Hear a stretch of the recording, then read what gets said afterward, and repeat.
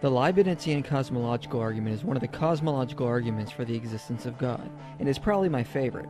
The reason is because it gets to the heart of what the theist is arguing for, the existence of a necessary being. Here is how it goes. Premise 1. Anything that exists has an explanation of its existence, either in the necessity of its own nature, or in an external explanation. Premise 2. The universe has an explanation for its existence, and that explanation is grounded in a necessary being. Premise 3. The universe exists. Premise 4. Therefore, the universe has an explanation of its existence. Premise 5. Therefore, the explanation of the existence of the universe is grounded in a necessary being. And the conclusion is God exists. Now, looking at this argument, we need to defend these premises for the argument to work. Starting with premise 1, we see it relies on the same reasoning behind Leibniz's principle of sufficient reason, or a restrictor version. If we start by denying that everything that exists has an explanation, then it would undermine the very notion of science, since things could just pop into existence without a reason, and would not need an explanation of how they arrived. We also accept there is sufficient reason for the logical conclusions we form. It would seem ad hoc to deny the PSR, but accept it to attack the PSR. The conclusions we do come to are backed by reason. As Alexander Press says, once we admit that some contingent state of affairs have no explanations, a completely new skeptical scenario becomes possible. There is no demon deceiving you, but your perceptual states are occurring for no reason at all. Thus, we cannot even say that violations of the PSR are improbable if the PSR is false. Although Hume was skeptical of causality, he did acknowledge, if I ask why you believe any particular matter of fact which you relate, you must tell me some reason, and this reason will be some other fact connected with it. But as you cannot proceed after this manner in infinitum, you must at least terminate in some fact which is present to your memory or senses, or must allow that your belief is entirely without foundation. So I hardly see premise 1 as being controversial. Premise 2 is where the majority of the objections will lie. The first being is, why can't the universe be necessary in itself and have its own explanation? Many atheists like Hume argued the universe does in fact exist necessarily, and is the foundation we reason everything else from. However, given the scientific evidence and the philosophical reasoning, we can see that this is most definitely not the case. For the universe to be necessary, it must be eternal, meaning it cannot fail to exist, and it must be changeless, meaning it must be as is in all possible worlds. There would be no other way space-time could have been, which means hard determinism would follow. Now, right off the bat, our intuitions tell us otherwise. There seems to be nothing illogical about the possibility that parts of the universe could be different. But going beyond the mere intuitive possibility, given the Heisenberg uncertainty principle, we can see that different measurements on particles could have been performed by an observer, resulting in different outcomes. This has recently been confirmed by experiments by Anton Zeilinger. In 2011, he and his team confirmed the Koch-Inspector theorem, which shows that the obtained outcome depends upon the context at the time and cannot be predicted prior. The abstract of the 2011 experiment says, quantum theory demands that, in contrast to classical physics, not all properties can be simultaneously well defined. The Heisenberg uncertainty principle is a manifestation of this fact. So the burden is really on those who argue for hard determinism to show that specific measurements performed by observers were preordained, since the evidence in quantum mechanics suggests otherwise. The other issue to get around is the scientific research which has demonstrated the universe is not eternal and need not exist at all. Both Friedman and Lemaitre, working with Einstein's theory of general relativity, predicted the universe is expanding, and this was empirically confirmed by Edwin Hubble in 1929. This led to the conclusion that an expanding universe must have sprang into existence at some point in the past. Finally, in 1965, two astronomers found the evidence which confirmed this event, which showed the universe sprang into existence from a Big Bang. They discovered the cosmic microwave background radiation, which was predicted by physicists to be the thermal radiation left over from the Big Bang.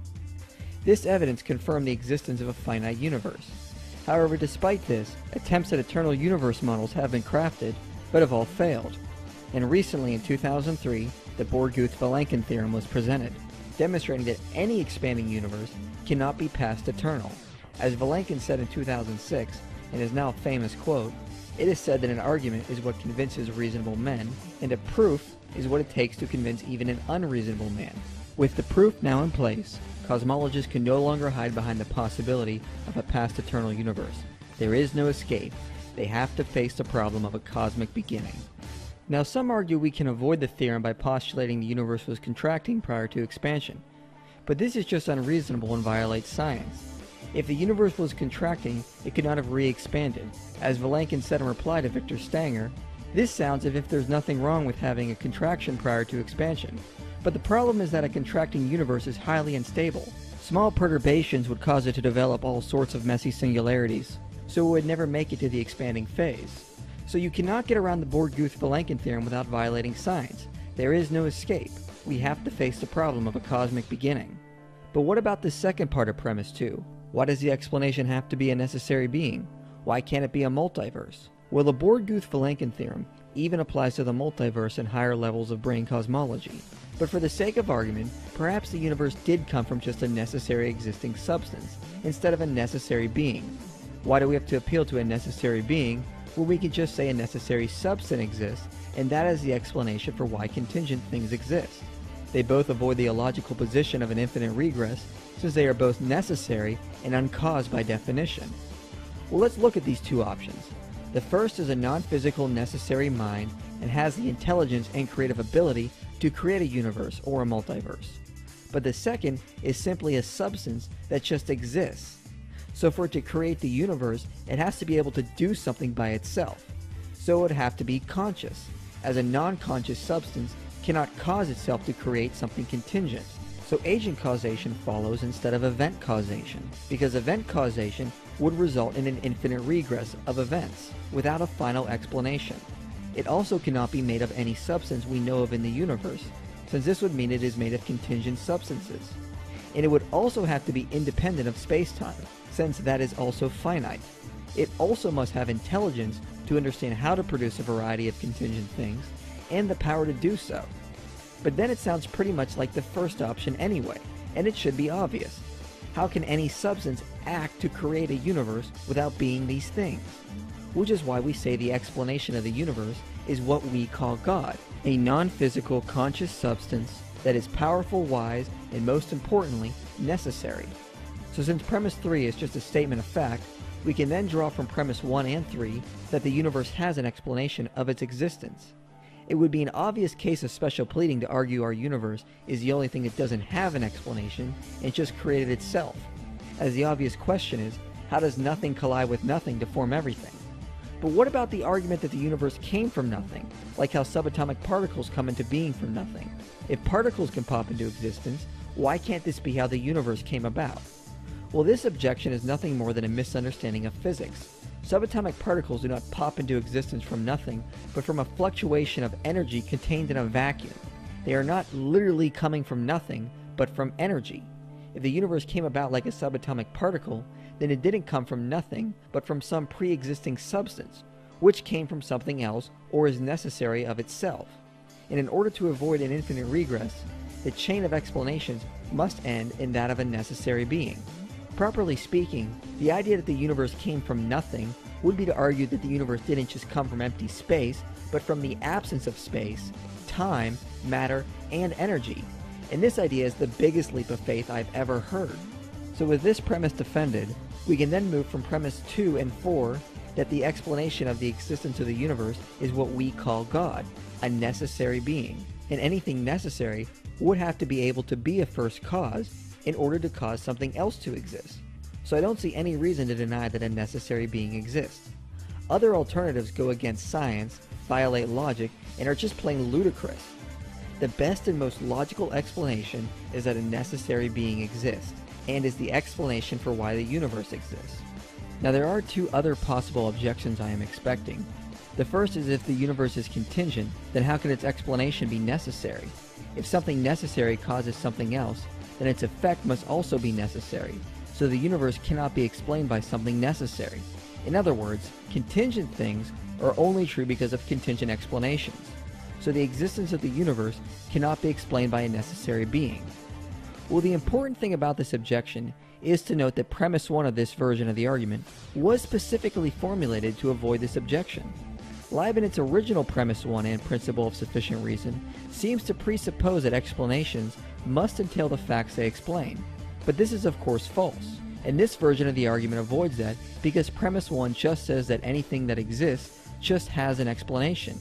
In the Blackwell's Companion to Natural Theology, Alexander Press says, "When I talk of the PSR, by sufficient reason, I mean reasons that are sufficient to explain the explanandum." Leibniz may have erroneously thought that a reason is only sufficient to explain something that it entails, but we do not need to follow him in his error, and should not, since that route leads to modal fatalism. But if the reader is not convinced, I can just rename the principle I'm defending the principle of good enough explanation. William Lane Craig says on his website, the theist could maintain that for any contingently existing thing, there is an explanation why that thing exists. Or again, he could assert that everything that exists has an explanation of its existence, either in the necessity of its own nature or in an external cause. These are more modest, non-paradoxical, and seemingly plausible versions of the PSR. Thus, the objection raised by Van and Wagen misses the target, or, more accurately, is aimed at another target. So this objection fails because premise 1 doesn't say an explanation must entail the thing it is explaining, just that it explains why it is there. No one is arguing non-conceptual explanations must entail the explanandum, just that, as Press says, either render the explanandum more probable that it would be otherwise, or at least are explanatorily relevant to the explanandum. What about the argument that we can explain the universe entirely in terms of contingent principles? Alexander Vilenkin suggests this in Many Worlds in One, that one day we might be able to explain the universe in purely scientific terms. However, the problem is contingent or scientific principles cannot be the reason something exists. Press responds, a principle cannot by itself pull beings into existence out of a metaphysical magic hat, since a principle itself must be true of something and true in virtue of something. So principles are simply descriptive accounts of the way things are. They do not actually stand as the reason concrete things exist. So the Leibnizian cosmological argument is a pretty good argument. If we accept the logic of premise 1 and the science behind premise 2, we have to accept the conclusion of a necessary being. And when looking at the problems or the alternatives, the only logical inference we can draw is a necessary being is the explanation of the universe.